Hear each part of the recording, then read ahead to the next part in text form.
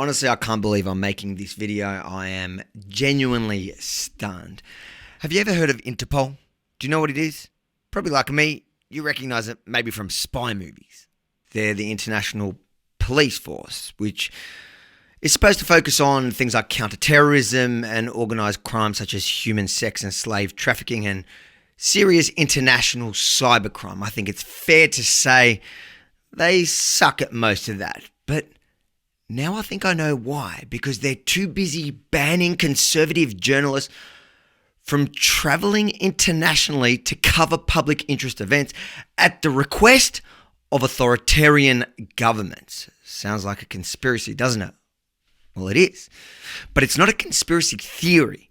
It's a conspiracy fact, and we have the receipts to prove it. Unlucky for the lying New Zealand immigration and their lackeys in the mainstream media, we've got leaked internal Interpol memo proving precisely that. So watch this shocking report from beginning to end. The evidence, it speaks for itself, so you don't have to trust me. Then share the heck out of it to help us hold everyone involved accountable.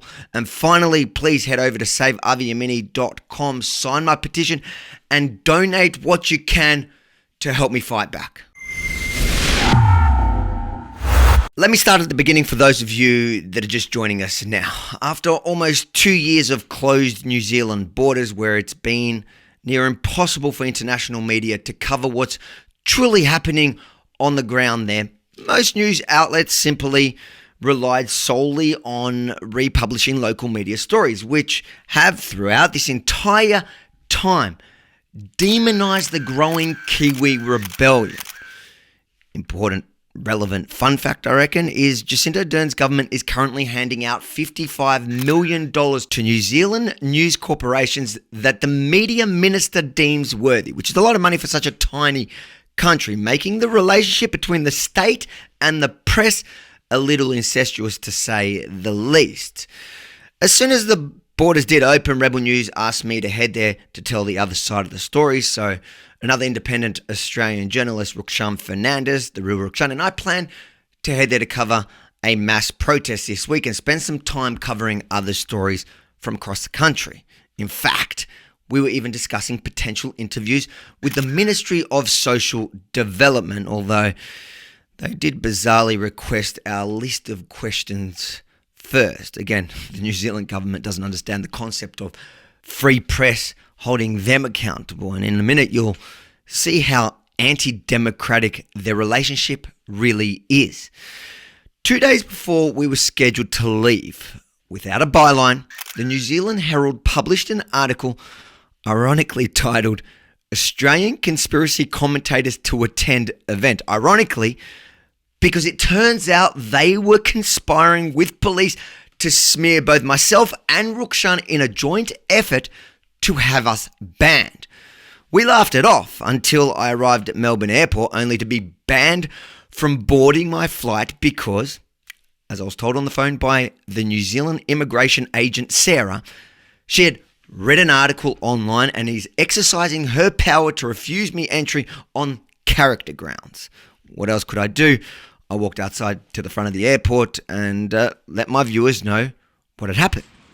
Just about to board a flight, but as I went to check in, my passport was flagged. So as I left the airport, I instantly instructed our legal team, both here and in New Zealand, to begin the process of appealing the unlawful decision. But we were struggling to get the New Zealand immigration to put their reasons in writing, which is essentially what you need to file any sort of judicial review. And to make matters worse, immigration was making false statements through the mainstream media, which they lapped up. Every single headline claimed that I was refused entry for a conviction that, according to the New Zealand Immigration Act itself, didn't reach the threshold. In short, they can only ban an Aussie from New Zealand if they are convicted of a crime and jailed for at least 12 months in the last 10 years. But I've never spent a day in jail. Yet not one New Zealand-based journalist bothered to ask that obvious question. They all celebrated the outcome. The only news person who called it out immediately was Andrew Bolt from Sky News Australia. What they're getting you for is that, and this is not pleasant, it's embarrassing for you, and a lot of people think worse of you. You had an argument with your then wife, you threw something, a cutting board, and it hit her on the head, and you got fined, I think, $3,500. You were not jailed. So on that grounds, people may not like you, but you did not breach New Zealand's regulations for coming in. And I think here's the issue.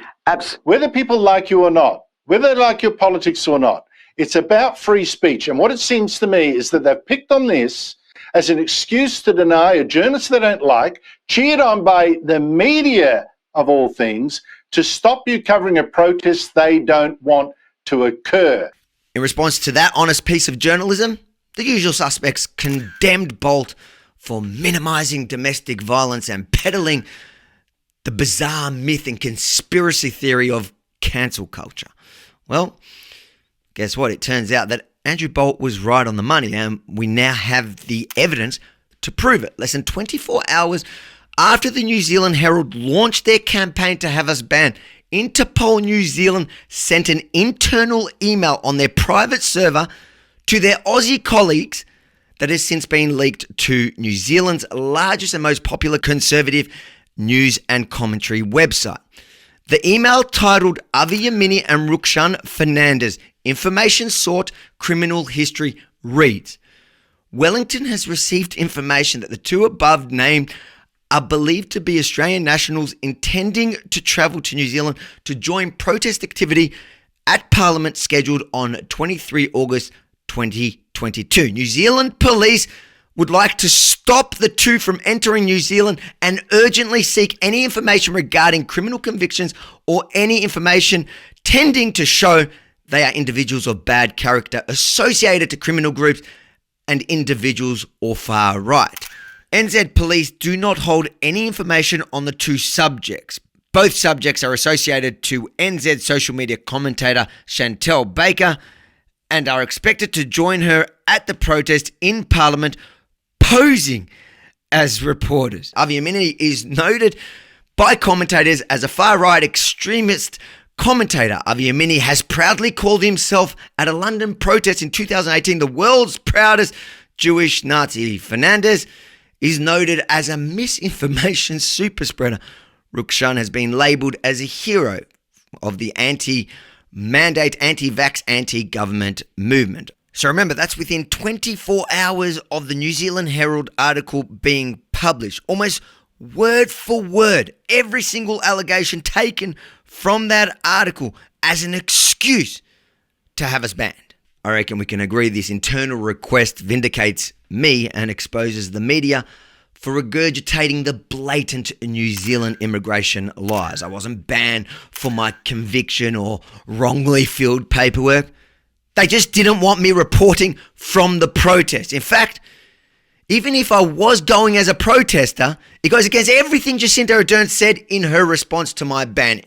There's also been a YouTuber from Australia that says that they've been denied entry into New Zealand. Have you been briefed on the situation? I've only what I have seen in the public domain, and just to be absolutely clear, this is not something that, as I understand, would come to up to a ministerial level decision. I understand that it is solely for immigration, and it's not something I had any awareness of until I saw some commentary online. Prime Minister, yeah. How concerned is the government at the potential for people coming from overseas to be part of these protests? How what, sorry? How concerned is the government that people might come from overseas to join these protests? Again, for us, it's not about where people have come from. It's simply whether they're willing to engage in peaceful and lawful protest. They even banned journalists, but I'm sure you and your communist regime had nothing to do with it. After authenticating the leaked email, I sent a request for comment to Canberra Interpol, who, between them and the AFP, frantically opened the email a whopping 150 times, but are yet to answer the two basic questions I had. Is it standard procedure for Interpol in other countries to fish for information they can use to stop Australian citizens from crossing their border? And two, did they indeed provide Interpol Wellington with any information regarding their requests? Minutes later, I sent 9 questions to Interpol Wellington, which They opened it 32 times before sending me this reply. Dear Mr. Yemini, I'm surprised it didn't say Dear Poser, your inquiry has been directed to the New Zealand Police Media Team.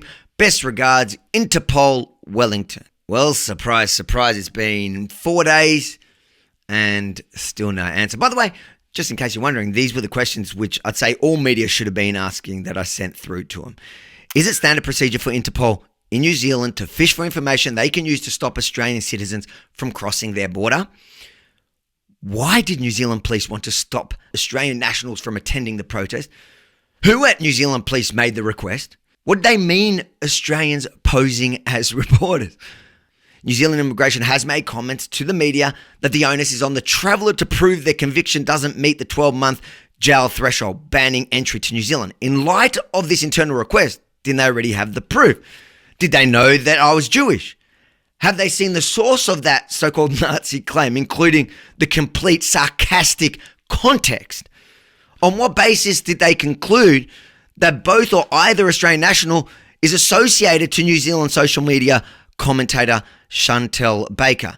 And finally, was the New Zealand Herald article the only source of information Interpol New Zealand had in trying to stop Australian nationals from gaining entry? Go on, media. I'm allegedly just posing. You do the real deal. You do your job. Those are the real questions. You can borrow them. Just print the full answers. Guys, I think one thing's clear from this entire story. We can't trust the mainstream media to get the truth out here. It's up to you to share the heck out of it. It's an international scandal. If it can happen to me, you don't have to like me, but if it can happen to me today, it can happen to you tomorrow or someone you like tomorrow. Let's hold the New Zealand government accountable and make sure to tag every news outlet, every activist, and every public figure who ran the original fake news because they hate me. Embarrass the heck out of them. And then head over to saveaviyemini.com, add your name to my petition, and if you have the means to, please donate what you can to my legal fund, which now the prospects of success are looking a million times better. Saveaviyemini.com. I can't do any of this without your help.